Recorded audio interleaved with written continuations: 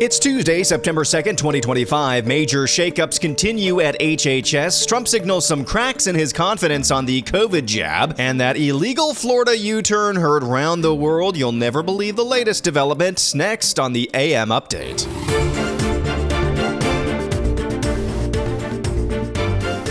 First, we begin with trade. President Trump posted on Truth Social yesterday, quote, "What few people understand is that we do very little business with India, but they do a tremendous amount of business with us. In other words, they sell us massive amounts of goods, their biggest client, but we sell them very little until now, a totally one-sided relationship. And it has been for many decades. The reason is that India has charged us until now such high tariffs, the most cost of any country, that our businesses are unable to sell into India. It's been a total disaster. They have now offered to cut their tariffs to nothing." That is President Trump on Truth Social.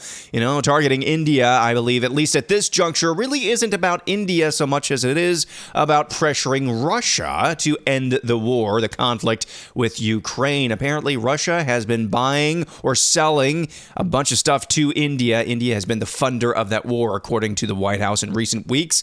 This tariff news comes as a federal appeals court says on Friday President Trump has misused his authority when imposing tariffs under an emergency powers statute. The judges said tariffs can stay in place as the case proceeds. The ruling affects two sets of tariffs Trump has sought to impose. The first are country-by-country or reciprocal tariffs, which now range in scope from 34% for China to a 10% baseline for the rest of the world. It also affects the 25% tariff Trump imposed on some goods with Canada, China, and Mexico for what the Trump administration said was failure on the part of those countries to curb the influx of fentanyl and other illicit substances.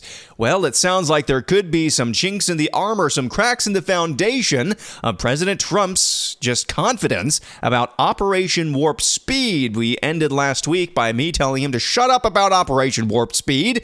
Well, he posted on Truth Social, quote, "It is very important that the drug companies justify the success of their various COVID drugs. Many people think they are a miracle that saved millions of lives. Others disagree. With CDC being ripped apart over this question, I want the answer, and I want it now. I've been shown information from Pfizer and others that is extraordinary, but they never seem to show those results to the public. Why not? They go off to the next hunt and let everyone rip themselves apart, including Bobby Kennedy Jr. and CDC, trying to figure out the success or failure of the drug companies' COVID work. They show me great numbers and results, but they don't seem to be showing them to many others. I want them to show them now to CDC and the public and clear up this mess one way or another. I hope Operation Warp Speed was as brilliant as many say it was. If not, we all want to know about it and why." So there's President Trump in a lengthy Truth Social post saying he, quote, "hopes Operation Warp Speed was as brilliant as many say it was," and singling out Pfizer. Well, he also mentioned that CDC is ripping itself apart. We talked in passing about Dimitri Daskalakis. He's that public health professional. Really, his name is M-Pox Leather Daddy. He does have a BDSM and, what is it called? Puppy play fetish, I believe. Why he's ascended to some high office in the nation's public health industry is beyond me. But here he is on ABC News this week. He just left his post at HHS, and he explains what he really fears coming down the pipeline when it comes to Bobby Kennedy and reforms to public health. Listen to this. I'm going to say, well, first, thank you for having me on, Martha, and I'll say that we're seeing the tip of the iceberg. So right now, I think probably the most prominent demonstration of that is what Secretary Kennedy did with changing the childhood schedule for COVID-19. In that, we were directed that only children with underlying conditions would be the ones that should qualify for vaccination. That's not what the data shows. 6-month-old to 2-year-old, their underlying condition is youth. 53% of those children hospitalized last season had no underlying conditions. The data say that in that age range, you should be vaccinating your child. I understand that not everybody does it, but they have limited access by narrowing that recommendation. Insurance may not cover it. And you say designed to hurt. The policies are designed to hurt the public's health. Are you saying they are deliberately, purposely, knowingly hurting public health?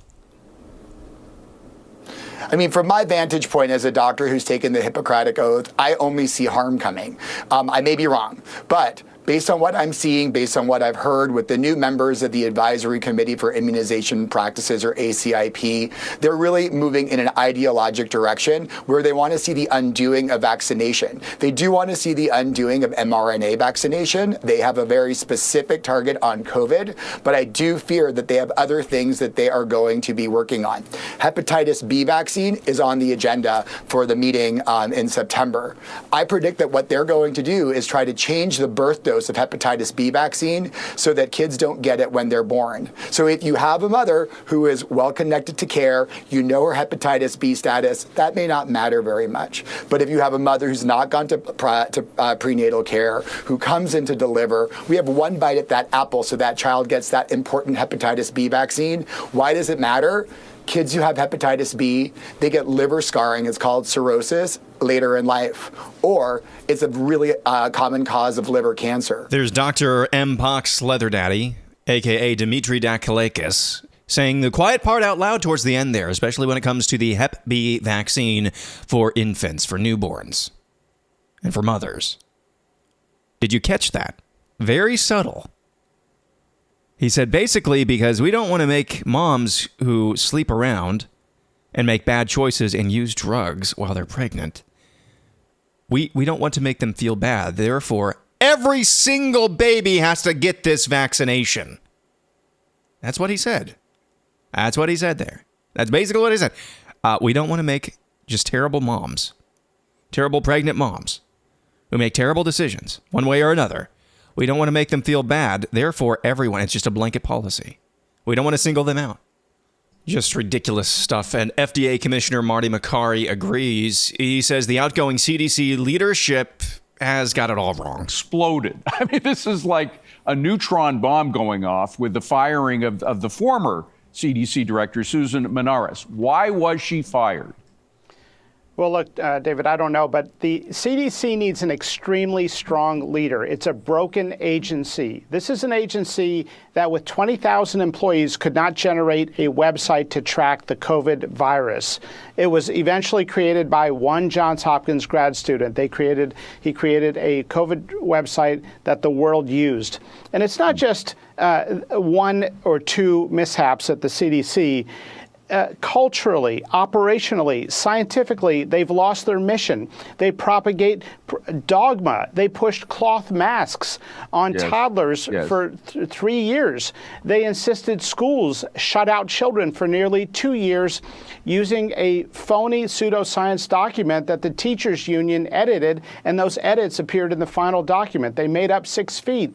They pushed vaccine boosters in young, healthy people. So the CDC needs a realignment, and it needs an extremely strong leader.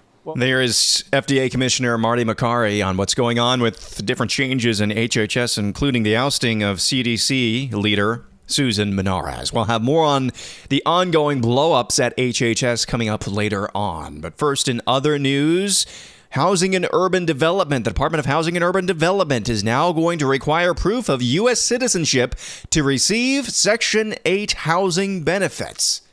That is a new memo sent out by HUD Secretary Scott Turner. It's one of those things where I'm very happy it's happening now. It's one of those things where it's like, why didn't that happen before? And then there's the latest updates from the tragedy in Minnesota. Veteran journalist and independent journalist Andy No is reporting that Robert Westman's mother, it's been widely reported, she was the one who signed the document to approve Robert Westman's name change back in 2020 to Robin Westman. It's now being reported by Andy No, independent journalist, that it's actually Westman's father, James Westman, who is the one who is cheering on and championing his son's gender dysphoria and descent into madness. And that his mother was a devout Catholic, obviously worked at Annunciation School, had been involved in pro-life marches in recent years. His mother was the one who was opposed to his so-called gender transition. You'll never believe the latest development in that illegal U-turn heard round the world. The 3 victims of the Indian illegal alien truck driver who made an illegal U-turn across a Florida highway earlier this month have been identified as Haitian immigrants. The driver Herbie Dufresne, 30-year-old, and passengers Fenyola Joseph and Rodrigue Dur, all Haitian immigrants, were in their minivan when it plowed into the side of that 18-wheeler driven by Harjinder Singh, an immigrant illegal alien from India. Now, Dufresne, the driver, arrived in Miami in December of 2023 on a 2-year permit to live and work in the U.S. after obtaining a financial sponsor under the Biden administration. The legal immigration or illegal immigration status of the other 2 victims have not yet been released. A couple of things on this. I've said in the past, and I think it's still true, that this illegal alien Indian driver who made that illegal U-turn and it killed 3 innocent people, those people are innocent of this. They absolutely are. Now, if they're in this country illegally, they're not innocent of that. And I don't think getting liquefied by an illegal alien, terrible truck driver is a great punishment for entering this country illegally. I think that's way over the top.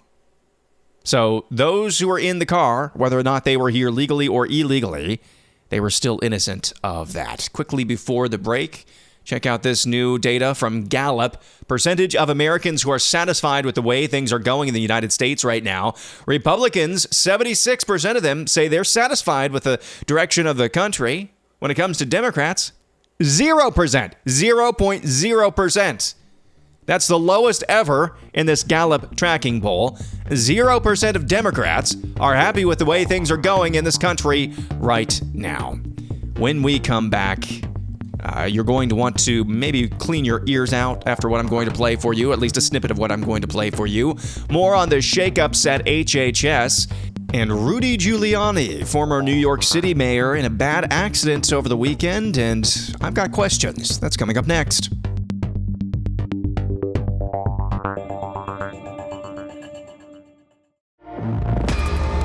Took back what he stole from us. Took it back, took back our dignity. Took it back. Back our humanity. Well, we went down to the rich man's house. Oh my. A bunch of white boomers. A bunch of white liberal boomers in Washington, D.C. I don't know what it is with those lib boomers. But they tend to like to get together and sing really, really just cringy music. Went down to the rich man's house. That was another protest in Washington, D.C. in recent days. I've got some questions about this. Rudy Giuliani issued this press release over the weekend.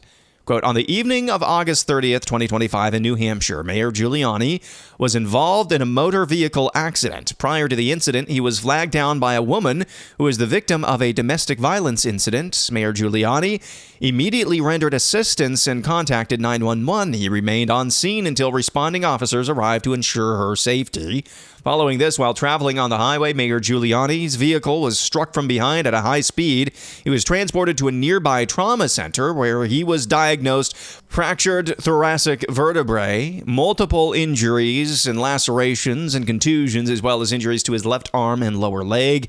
His business partner and medical provider were promptly contacted and arrived at the hospital to oversee his care. At this time, no further updates are available. I've got some questions. There's some very weird details in this press release that Mayor Giuliani put out. And obviously, feel for the guy. I mean, he's not a spring chicken, and those are some serious injuries, painful injuries to deal with. But it's just a very weird chain of events. He was flagged down by a woman who was the victim of domestic violence, helped her, got back on the road, and this is all taking place in New Hampshire, got back on the road, and was hit at high speed by somebody else. Weird. I hope we get more details about what in the world that was all about. Quickly, this story as well. You'll recall that F-35 that crashed in Alaska back in January. It was due to landing gear freezing. We're now learning that the pilot, while flying it, was able to contact Lockheed Martin and their engineering team on an iPhone, not from the cockpit. He was talking, from what I understand, to air traffic control, but through air traffic control on an iPhone, he was trying to talk to engineers at Lockheed Martin to see if they could fix the issue with the landing gear that was frozen. Well, they couldn't fix the problem, so he ejected and fractured his spine and crashed the F-35 airplane. Millions of dollars just on the ground. And now here's this. Robert Malone. He is a prolific inventor, scientist, author. He is a member, I believe, still, of the board at HHS that oversees vaccines. He posted this on X over the weekend regarding a plot to overthrow and undermine Robert F. Kennedy Jr. in his post as Secretary of Health and Human Services. Listen to this. Quote, a detailed secret trade association memo plotting the removal of U.S. Secretary of Health and Human Services Robert F. Kennedy Jr. has leaked.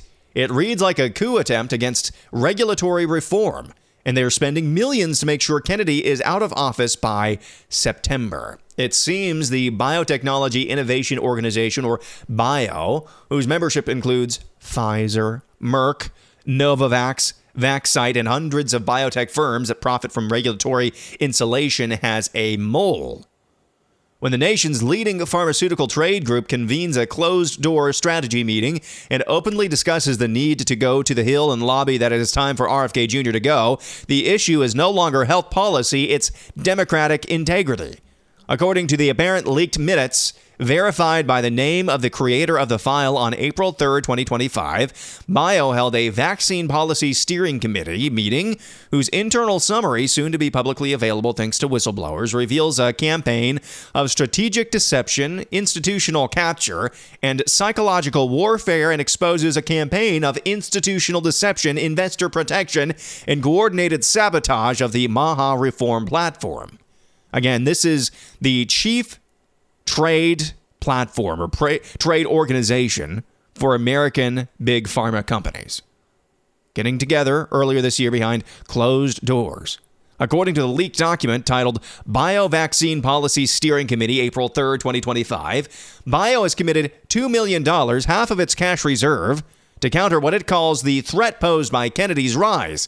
But this is no ordinary PR push. It's a multi-pronged campaign designed to deceive the public, silence dissent, and preserve industry dominance through the influence operations masquerading as science. The document opens with a blunt political calculation. Kennedy's candidacy threatens investor confidence, regulatory predictability, and the long-term viability of the vaccine business.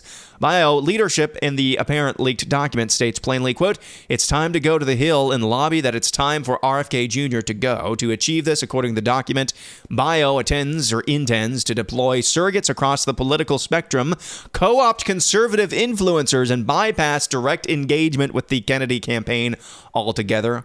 Among the figures named as potential allies in this covert effort, Dr. Mehmet Oz, former Senator Richard Burr, Senator Bill Cassidy, that's not a surprise, and the American Enterprise Institute, that's the libertarian think tank.